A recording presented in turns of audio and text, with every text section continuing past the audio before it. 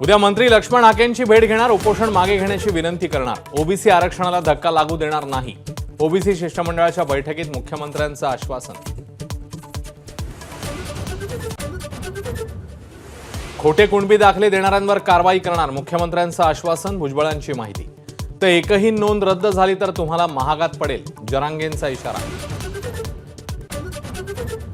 सरकारकडून लेखी आश्वासन मिळत नाही तोवर उपोषण सोडणार नाही. सगेसोरेच्या हरकतीबाबत सरकारने काय केलं हे कळावं, लक्ष्मण हाकेंची मागणी.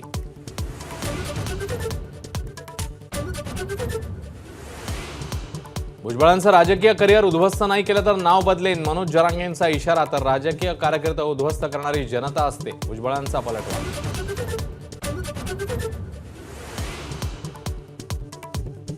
लोकसभेला जास्त जागा हव्या होत्या, मात्र मवियातील एकीसाठी 2 पावलं मागे घेतली. पुण्यातल्या बैठकीमध्ये शरद पवारांचं मोठं वक्तव्य.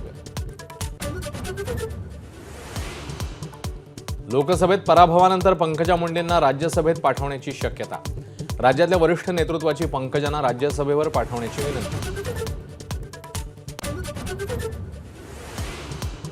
मुंबई उत्तर पश्चिममधून रवींद्र वायकरांच्या विजयाला अखेर हायकोर्टामध्ये आव्हान. उमेदवार भरत शहा यांची उच्च न्यायालयात याचिका. दिल्लीचे मुख्यमंत्री अरविंद केजरीवालांचा जेलमधला मुक्काम वाढला. जामीन याचिकेवर दिल्ली हायकोर्टाने मंगळवारपर्यंत राखून ठेवला निर्णय.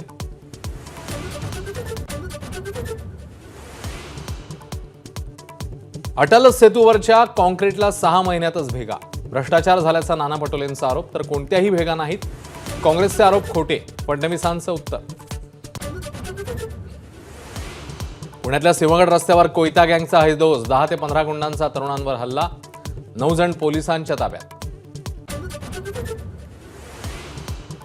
मुंबईतील रिझवी कॉलेजचे 4 विद्यार्थी खालापूरच्या सत्यसाई बाबा धरणात बुडाले. वावरले ग्रामपंचायतमधील पोखरवाडीमधली घटना.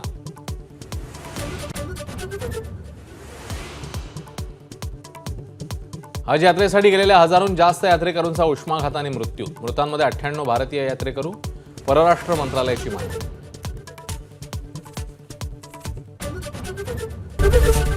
एबीपी माझा, उघडा डोळे बघा नीट.